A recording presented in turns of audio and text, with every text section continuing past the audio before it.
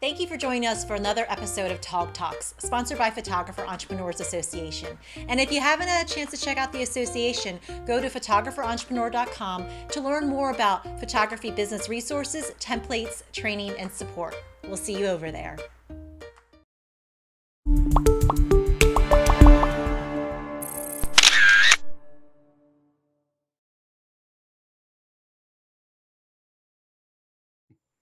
All right, welcome back. We're here with another excellent interview with the fabulous Rachel Brenke. Hi, Rachel. Hey. Hi, thanks for having me. Thanks for being Thank here. you. We're really excited. We know you're super busy, so we were really excited that you had the opportunity to join us for today's interview. For those of you who don't know Rachel, let me do a little introduction about her, and then we're going to dive right in. She's got a lot of information to share we're really excited about today. So as a lawyer, photographer, and business consultant for photographers, Rachel Brenke helps creative industry professionals all over the world initiate, strategize, and implement strategic business and marketing plans through various mediums of consulting resources and legal direction. She's been featured on CreativeLive at national conferences such as WPPI, Seniors Ignite, and the Baby Summit. She's also a mother, wife to an Army veteran, author, cancer survivor, Ironman, wow, Team USA athlete, and champion of all endeavors entrepreneurial. So welcome, Rachel. Yeah, welcome. Wow. Me. Well, when you read that, I'm like, man, this person sounds really good. When does she sleep? Then I'm like, oh, that's me. And do you sleep? I actually do. I commit to going to bed about 9, 10 o'clock. I do get up earlier to get a head start of the day, or else I just feel frazzled, but I do sleep. I have to, or else you don't want to be around me. Right.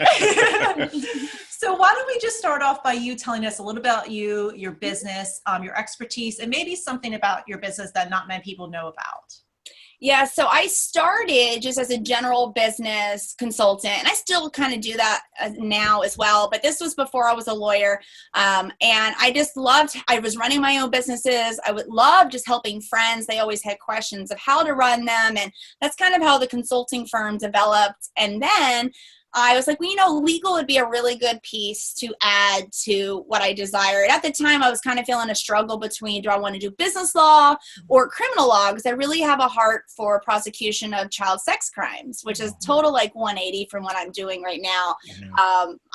So I went to law school, and in law school was actually when I became a photographer. I had been doing it for a long time, not as a business, just for myself, learning the craft. And then when I went to law school, the consulting business kind of had to be put on the back burner because it was so much time, because I thought running a photography business would be less time. All right, of course. And then as I was shooting and, doing my photography business through law school, people were asking me more legal questions for photographers. And so that's when I was like, hey, there's something here. And since then, I've now come up with some niche sites that are very specific to the industries, the Law Tog for photographers. I also have Blog Legally for online entrepreneurs. And then Fit Legally is one of the newest for fitness coaches, trainers, and things like that. That's pretty much me in a nutshell. I provide legal education and business strategy. I love business strategy and marketing. I'm not known for it, but I absolutely love to come in and rip things apart and us build it back together, but with a flair of legal on the side too. That's awesome. You know what? You're so niched in the photography world as the Law Tog. You've done so well with that. I didn't know those other aspects as well. So. Well, it's funny. I'll go to conferences for the other brands and people will go, you're the Law Tog. And I'll go, wait a minute. Wait, what industry conference am I at? So, they say riches are in the niches. And I don't necessarily mean that just money-wise, but getting your message out there and cutting through all the loud noise, niche is the way to go. Yeah, that's great. So somebody, one of the things that I enjoy, because you have a Facebook group, and I lurk in there because I look at it and I'm like, the misinformation that's out there. See, we're coming on 10 years ago, and I've never practiced law myself, and I always knew to put the disclaimers out there. I used to own a very large real estate company. I used to have 8 real estate offices. I had over 200 agents. So we had over 1,500 transactions a year. So that's how many contracts came across my door, So we could never interpret law, but we had to know enough to know, you need to get an attorney because this is not the boilerplate. And I'm just so amazed in our industry. I know this is a tangent, but I'm so amazed how people just think that they have a law degree to answer a question that somebody asked legally. Do you cringe every time that you see these things? I do, but you know what? I sometimes yes, but then I was just thinking about this yesterday, that the photography industry, I would like to say I've had a hand in this, but the photography industry has way developed in their understanding of legal information and implementing of contracts compared to 10 years ago when I started doing all of this with the Law Tog. And so because now that I'm working in the fitness industry and these other ones as well, those industries are at the stage where the photography industry was when I came in, almost a decade ago. So for me, I'm actually kind of really proud at how people are trying, at least, because other industries are just not caring. They're floating along, doing whatever they want. So hats off to those that are actually learning. There's misinformation. I try to chime in on my group of admins that are in the community. They're not lawyers, but they've been around me long enough that they kind of have good guidance for the answers. Try to steer people as much as possible. We can't hit every information, and I try not to step on toes when I see it happen in other groups either. But so it's kind of this balance of wanting to help people, but not also wanting them to feel like they're stupid because they put some information out there, because that's not it. It's just they may not know otherwise. Right. That's true. Excellent. Great. So in your experience with your business and all the transitions that you've had, what has been one of your biggest challenges, and maybe some challenges that you see with photographers in regards to legal issues? I think it's just not knowing what you need to do. That's the biggest barrier, is you don't know what you don't know. And that's really where all of my stuff came about, because people will come to me and say, what am I supposed to do? So that's where I feel like I come in. I'm trying to answer all these questions, and the group's a great resource to find out. If you don't know what you need to know, just go scroll through the Law Tog for a day. You'll find a lot that you didn't know you needed to know. And the blog is the same thing as well. So I think the biggest, and I go through this exercise with my legal clients, my consulting clients, is I tell them to shut everything off though first. Sit and think with a pad of paper in a room, what the knowledge you have of what you need for a protected and successful business. I mean, I'm talking in the field of legal stuff here. What is it that you know? Make a list of that, and then get into Facebook groups and start identifying maybe related issues or new ones. It's really hard to look into Facebook groups and think that the things that are posted are typical, because I feel like we see a lot of the outliers. The crazy client stories are more of the outliers than the bulk of what you're going to get. Doesn't mean you should be mindful of it, but that's when they make that whole long list, I tell them, take that to a lawyer and let them sort through that and kind of prioritize what you need. One of the things that we do at the law firm is we do an initial assessment to see if we're even going to work well together, if you even have an issue that needs help. But I tell them, verbally regurgitate everything that's on your mind and let me sort through that. I'll find the nuggets and kind of let you know my recommendation of the priorities that you need. But it's hard for myself as an attorney to help somebody else if they don't even have an understanding of their business workflow, of the, maybe some of the pain points they've had with clients, if they've already, if they're already established and bringing in clients, if they don't know what else is going on in the industry. So I think that's where the community portion, not even just my community, but any communities, are really integral part of figuring out how to keep your business running forward on a variety of levels: marketing, business, legal. That's great. And I think this is a scary part for a lot of photographers, because I think a lot of us are accidental entrepreneurs. Like, we were just out on the weekend and we were photographing our kids' little game, and then another parent's like, "Hey, these look great. Can I buy a couple off you? Or can you come to little Johnny's birthday party this weekend and shoot it for us?" And you're like, "Oh, cool." And then all of a sudden they find themselves accepting money, and then they jump in the groups. They all know what to do.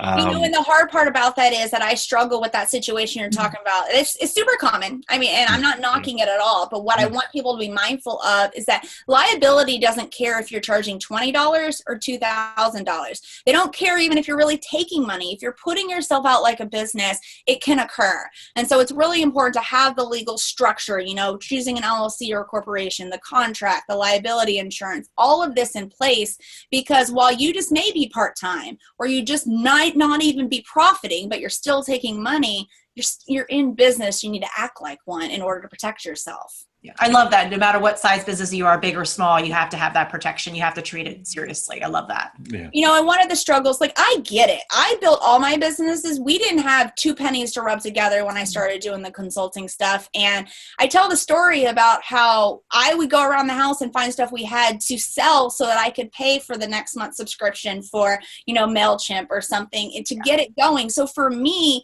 when people tell me I can't afford to set up my business, or I can't afford to get a contract or do this, I don't have a lot of sympathy, and not because I'm this arrogant lawyer, but because I was there. I have been there. I am a mother, and I want to protect myself and my family as well, and what I've built. So for me, it's kind of a no-brainer. You just have to figure it out, because many people figured out how to pay for that camera and those lenses and those actions and their hosting. You know what I mean? Like, you can figure it out. If you need to go wait tables for a couple of months, go do that. I did that. There's nothing wrong with it. Yeah. Love that. I think it definitely comes down to when your back's against the wall and you actually have things that you consider important. When it goes to that level, all of us as human beings become resourcefulness. You know, we have that resourcefulness in us, and we go out and find it. But we are in that shiny object business. I know. I'm the same way too. We hear the same thing over and over again. The thing is, I get it. Like, legal protection's not sexy. You're not going to see an immediate return. It's not fun. Trust me. I get it. People's eyes kind of roll back when I come around. Like, it's not a sexy, fun topic, and you're not going to necessarily get a client because you have a contract. But let me share with you one example of many. It happened most recently, and actually we're still kind of dealing with it for this client. They had come in the door at the beginning of last year. They had a self-drafted contract, and they had asked about us doing a contract review, and we quoted $300 to review it. And they're like, no, that's too expensive. Let's fast forward that was February, so they came back around in September timeframe. They were being sued by a client. And to date, their legal bill is up to $3,500. And I won the first trial. It was appealed, so we have to go again. And so it's going to end up being $5,000 in the end, when had they done the review properly, we probably would have been able to get to settlement or avoided these issues completely. And so that client looked me in the face and was like, I should have listened to you. And I'm like, it's a hard lesson learned. But at the time, the idea was, I can't afford $300. Well, now they're trying to figure out where to get the $5,000 from. Yeah, very good point. I find that this goes full circle, because as photographers, you know, there's those "you told you so" type moments where, okay, hey, you don't want me to photograph the wedding. I want a reasonable rate. You're going to go get the cheap person off of Craigslist. And you got that cheap person off Craigslist. Yeah. And I'm getting an email 6 months later saying, oh my goodness, I wish we made the investment because we can't redo our wedding, blah, blah, blah. And I think we have like this temporary amnesia a lot of times. Like, we forget this element that we are doing the same thing. Like, we want people to hire us for professional services that we are the experts in. Yep. And we should let go of all the things that we're not an expert in. And definitely, I'm huge on legal, because in the real estate world, there's a lot of exposure. So when you have 1,500 transactions going, it's just a numbers game that you're exposing no matter what. So we had to deal with legal issues every single year, no matter what. And it's just something that, so we had multiple layers of insurances and legal team and everything. And I don't want anybody to ever go through this type of stuff, because it's amazing how it will just impact the rest of your life. Like, it could just the stress of a legal thing can just shut you down as a person. And then your business. I'm glad you bring that up, because I don't take pleasure. I do litigation, but I'm not a fan of it, because that means that something happened somewhere, whether it was on the lawyer side or it was the client. It's the client, because they don't know what they don't know and they never came to a lawyer. And I always teach prevention versus cleanup on aisle 4. I don't like taking the money after the fact. I still have babies to feed, so I do it, and I'm offering the service. But I've seen businesses that are in their infant stage where they are only charging $25-$50, they get sued, and it literally cripples them to where they have to shut down. And it's just things like that. I feel like there's all these preventive measures, and I've already mentioned some of the key ones: business formation, contracts, insurance. Those are like that's the big trifecta that I really suggest that people have to kind of protect themselves from liability, especially in what a litigious society that we're in these days. I don't know. I don't say this as a lawyer. I'm really saying this as a mother and business owner. I don't want you guys to lose your businesses or be distracted, because in the time that this one client that I'm referring to they've had to spend hours in discovery with me. We have to go to court. They spend so much time away from running their business that I'm pretty sure it's probably hurt them more than just the $5,000 they're going to have to pay in the end. Yeah. Oh yeah. Yeah. Wow. Well, I want to switch gears because I know you love strategies, you love business strategies and marketing. So I want to ask you, maybe what are some of your best marketing strategies that you can share with everyone, something that you found helpful in your business and worked along the way with? There's two. I mean, we can't ignore social media, but that's kind of a gimme answer. But getting to know effective social media marketing strategies to the proper engagement. I am a proponent of paid advertising. I think pumping a couple $100s to get a $3,000 to $5,000 client, and this is for photography. I'm not talking about legal clients here. I'm talking about photography clients, is well worth the investment for me. I know there's other people that talk badly about Facebook marketing. For me, it separates you from the others in your area. It's the only real platform that we're being able to cut through the noise a little bit easier, and it's more of a guarantee as opposed to trying to throw up all this engaging content. Not that you shouldn't be engaging, but you can't just post it and hope that it's going to end up getting engagement. I'm a big proponent of Facebook advertising. The second one is more of a grassroots approach, especially for photographers who are not necessarily working in the online sphere. You need to have the online presence, but they ignore this hitting the pavement type of mentality, I visualize it this way, actually getting in the path of your clients. If you are walking through the street and you see what the person that you believe would be your client avatar, it'd be like me stepping in front of her and going, "Hi, my name is Sally and I have a photography studio." But how can you do that without actually having to tackle people downtown? And one of the best ways to do this is from business to business networking. Other established people, and this is especially important for a photographer who doesn't have a brick and mortar location, get in with businesses in your town that have brick and mortar locations who are serving the client avatar that you are wanting. And when I say client avatar, it's really ideal client. I say avatar because the people, when I work with photographers to talk about their ideal client, we name it. We give it preferences. We give it dislikes, likes. We go through the whole thing. I have a whole spiel. Mine's name is Ava the Avatar. And when going through the process, she's actually me. She's a working mom who enjoys wine and likes to exercise, has school-age children, all of these preferences and everything. But a little bit off track. Not completely. You lost me on wine. I'm sorry. Good with wine. So. Wine. We like wine. But that's important because the business to business and this referral marketing, which there's legalities that go with that, but getting these local businesses who have already established authority in the community, who are then going to present you and talk about you, it comes full circle because you're going to pick the people that are in tune with the client. And that also works with the client psychology. So you're already in tune with who they are, what they are from the very beginning. And it makes the entire process, even with how you handle contracts, how you handle delivery of products, what products you're going to recommend, all of that's in the same bubble. And it all stems from just identifying client avatar and identifying the businesses in your area that service that avatar for you. So social media marketing and business referrals are the two big ones for all of my business.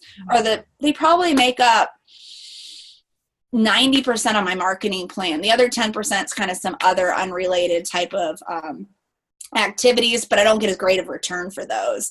But I do think the biggest thing, if you guys are going to do kind of this business referral marketing, make sure that it is a symbiotic relationship, that you're both scratching each other's back. That's super important because you can really get a bad reputation in town by just sucking referrals from them and not helping out in return.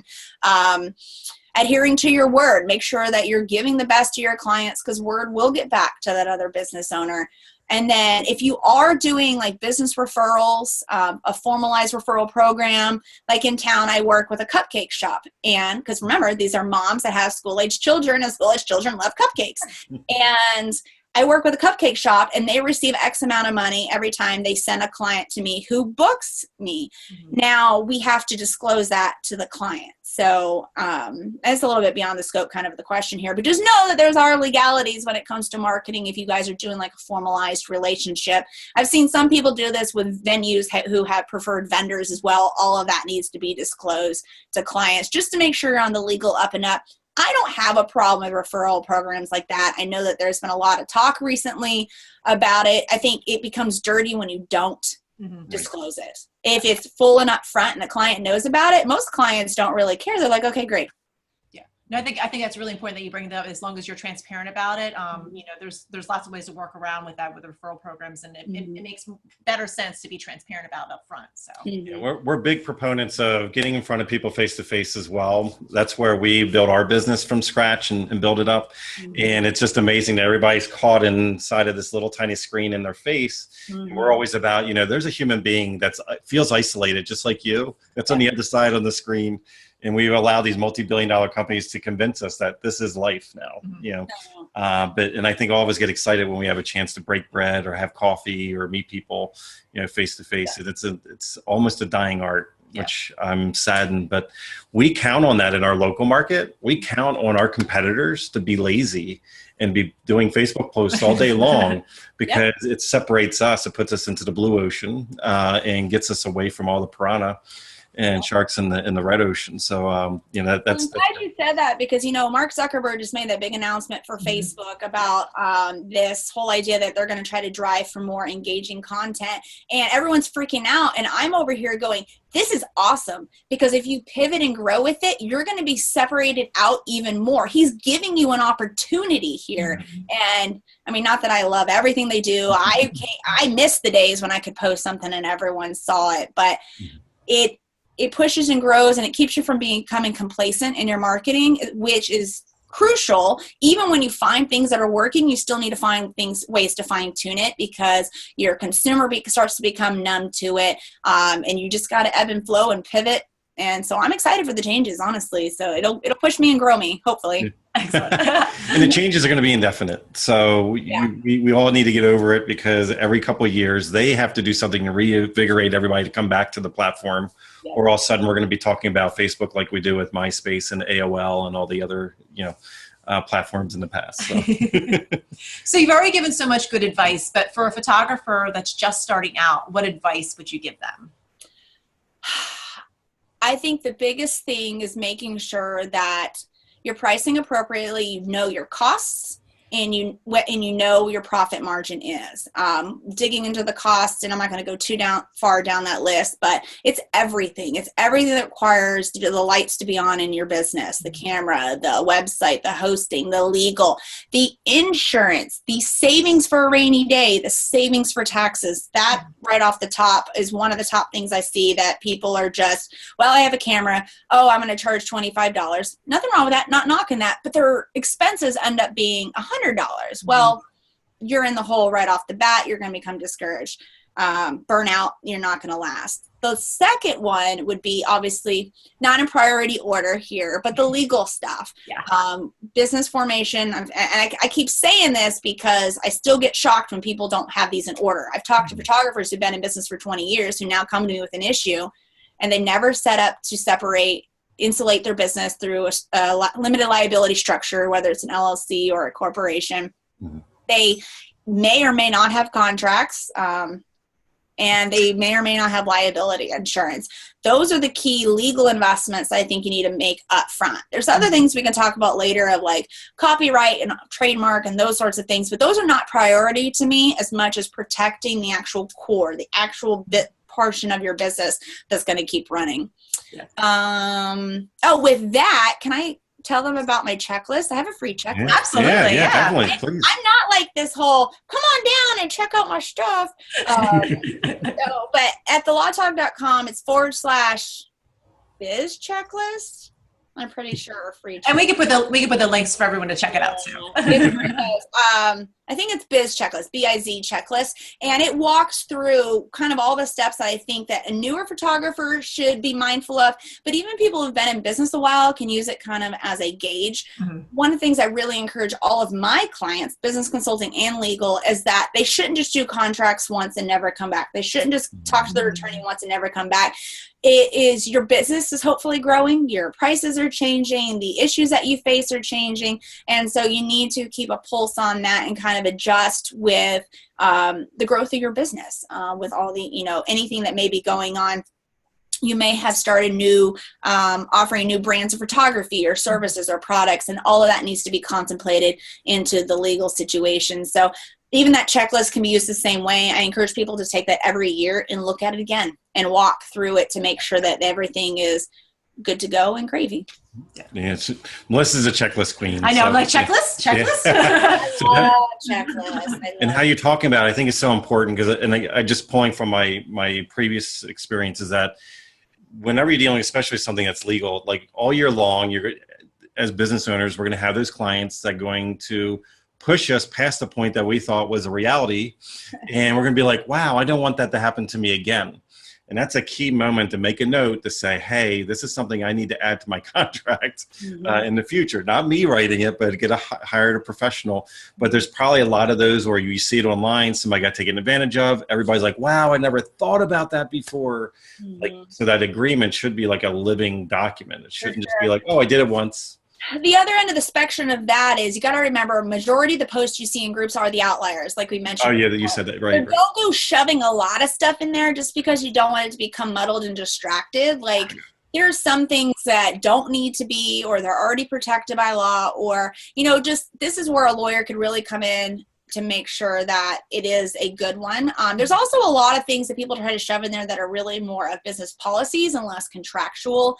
I always impress upon people that contracts are a must-have. They're the backbone, really, of the business. It allows you to have a backbone when your customers or your clients may be trying to, steamroll you. You can kind of use it to be like, I call it the no man. I think of the movie Liar, Liar, where Jim Carrey tries to say no, but he says yes. And I feel like a lot of entrepreneurs do this because they're afraid of losing the client or making them unhappy, even though they agree to these, these contract terms at the very beginning. And so you can kind of allow the contract to be the no man for you. However, I still believe that contracts, on top of setting expectations and the legal protection, they can also be a customer service tool.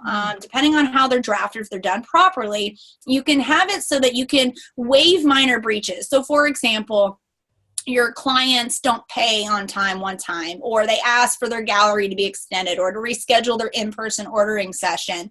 And while it may be in the contract that you needed to do that by a certain date, or there'd be an archival fee or something, if it's written properly, you can waive it for customer service to facilitate goodwill. Just because it's in there, it doesn't necessarily mean you have to enforce it. It's there to help you and set the expectations and boundaries of the relationship, but don't use your contract to beat your client over the head either. When people come in my door with an issue, oftentimes it wasn't just one large issue. It was a lot of little issues. And then it was also often rooted in miscommunication or this unwillingness to even look at the other side's perspective. And that's how they end up in a lawyer's office. And so I always tell people, step back, consider customer service, talk to the client, see what it is that they're really asking. One of the most common ones you've probably seen in my group is, oh my goodness, they're asking for the rights to the photos. And my response is, well, what rights are they asking for? And the photographer goes, well, I don't know. And I'm like, these are the types of conversations. Like, you're so upset that they're asking for these rights, but maybe they're calling it rights, you're calling it a print release, and you're both meaning the same thing. True. Yeah, that's where communication is key. And just like you said, just starting the conversation instead of just getting all like worked up about it. True. Yeah. And I encourage people, let your potential clients, and I say potential because hopefully this is before they sign the contract, encourage them to ask questions, because if they don't ask questions before the signing, but they start asking them after, you're probably some red flags that things are going to be going awry. If they ask before, you guys can clear out the miscommunications, you can talk through it all and decide whether to even get into contract with one another. So don't freak out. It doesn't necessarily mean that your clients don't want to sign it or you're going to lose them. They just may need you, the professional, to explain something to them. That's great. That's great. So I have a fun question for you now. If you were to relocate to a new area and no one knew who you were, and you had $1,000 in your business bank account, what would you do with that money to market yourself? Local businesses. I would get local business relationships. Probably thousands a little amount. Well, no, you can do a good amount. I was thinking I would try to do, because I've done this before, I've relocated my business multiple times. I would try to do an event with a couple of the local businesses to kick off all of getting in each other's paths and the referrals. Oh, that's great. Excellent. And do you have a success ritual or something that you do on a regular basis that contributes to your success? Everything is scheduled. I have multiple businesses, so every day is a different brand that I focus on, with other, little bits throughout the days carved out so I can still, my team members can reach me for things for other brands. But we were talking about this earlier before we got on the interview. I do a lot of batch processing. So blog posts. It's one of the big things in marketing plans that I don't see photographers do because they don't know what to write or it's too time consuming. Yeah. Well, yeah, it's super time consuming if you try to commit to sit down every week to write one. But if you take slow season and you whip out 40 blog posts and you do one every other week or even one a week, that's almost the entire year that you have already scheduled for you. And one of the things we were talking about was listening to the client's questions or pain points. So, writing it down to amend your contract. You guys are sitting on a gold mine. You probably already have inquiries that are asking certain questions about how to get ready for a session or what they need to do with this, what they need to do for that. One of the things we do is every time a question comes in our inbox, we have Excel spreadsheets and we keep a track of how many times the same question is asked. And we use that as a guide to create blog post content, to create social media content, to update our contracts, to talk internally about maybe our business policies could be fine-tuned, or maybe our workflows aren't right, or maybe we're not just explaining things to clients correctly. That's where I really strongly recommend people have like a business consultant come in and kind of rip it apart, because they have an objective eye. They don't really have skin in the game, and they can tell you where to fine tune things. But you guys can do that even without one. Just look at the top questions that are being asked. Make it educational blog posts, and it'll also make it easier in the end. If a client ends up asking a question, you can link them to a blog post without having to type it all out again. Yeah. There's all these benefits, all from just sitting and listening to your potential clients and clients. Yeah. It's interesting because we do that within the photographer space to understand their struggles. That guides us to bring on experts like yourself. And I have to admit, we haven't done that a lot with our photography business though. So that's interesting. I think we're going to have to go back and revisit, which means that Melissa's going to go back and revisit. But that's okay, because I'm a big thing. I love batching. It's just, it saves my life, and you're not sitting there. There's nothing worse than like what I used to do, sitting the night before, knowing that you had a post due, and you're like, you feel like you're back in college trying to write a paper and it's due and you're supposed to. Yes. No, I'm like you. I do a lot of that in the down times that I have, because my busy season for each brand is a little different. And I sit and write, and we evaluate all of this stuff. We look at all of these top questions that have come in. With our photography clients, I also write down things that we talked about during the session. That does a couple of things. It helps me to better understand the avatar, or maybe I'm attracting a different variation of the avatar that I thought I was, and I might need to adjust my marketing plan. It gives me blog content, and it also gives me ideas for future promotions or ways to thank that client. If I overhear them make a comment about, oh, I'm not a fan of coffee, well, I'm not going to send them a Starbucks gift card as a thank you for being my client. That just little things like that. We make notes about every client. Probably my team probably is like, oh my gosh, we write like a bio about everyone, but it's important. So for all the reasons that I just listed. Oh, that's great. Absolutely. Excellent. So is there a business tool or resource that you use on a regular basis that you'd like to share with everyone? For the photography side, I'm a big fan of the Shootproof and Irisworks integration. It has the galleries, the client apps. the digital downloads. I also use that when we do in-person presentations as well. That way it's all loaded, archived, but we use that system. And then IrisWorks, when it integrates together, it does a lot of the emails. So it's already templated emails that we can have sent out, reminders, follow-ups, and so forth. And that's on the photography side. We don't use that for the other brands. We have a more robust system that's a little bit more than most photographers need. It's Entreport if anyone's, into that, but it is way more robust, I think, than most need. I really find the Shootproof IrisWorks integration is spot on. Awesome. Excellent. Awesome. Excellent. And last but not least, what are you working on now, and how can people get in touch with you? I'm getting ready to head out to WPPI in a couple of weeks. I've been batch recording videos for the Law Tog, new content, trying to get away from just blog posts and deliver it more in videos. So, because I talk fast, I can get more information out to you guys than through a blog post. And then you guys can reach me. I'm the only Rachel Brenke on the internet. I have 4 half brothers, and none of them are married. And anytime one of them brings home a Rachel, I'm like, I work too hard and my SEO is really good. So I'm the Rachel. I'm Rachel Brenke. Yeah. So any of the Rachel Brenke, you can find me or over at thelawtog.com. And then our Facebook group is also the Law Tog as well. Yeah, and we'll make sure that we linked all those as well. Also, you have that checklist too, which is very generous. Everyone will be sure to check that out too. So yeah, I probably even look, because you said that it's something you go back to. I look at it probably not just a checklist, but maybe like as an assessment, like a yearly assessment. Yes. Come back to the first time might be a checklist, but after that, it just seems like you keep coming back to it. Yeah. We have a business audit thing coming down the line. I just don't know the timeline of that. So cool. Well, thank you so much for joining us. This has been so fun, and you've shared so much information and a lot of things that people really need to think about, especially with the legal piece. Like you said, it's not sexy, but you have to do it. It's just it's part of having a business and being an entrepreneur. You have to, or you're going to be working with me. And again, you keep such an incredible busy schedule, so we're thankful again. And thank you for having me. Going down that list of items and like even the active stuff that you do as well. We're going to definitely have to learn a lot more from you outside of just the law side. So, absolutely. Yeah. Again, thanks for taking the time today. Yep. Thanks for having me. Thanks. Thank you for joining us for another episode of Tog Talks, sponsored by Photographer Entrepreneurs Association. And if you haven't had a chance to check out the association, go to photographerentrepreneur.com to learn more about photography business resources, templates, training, and support. We'll see you over there.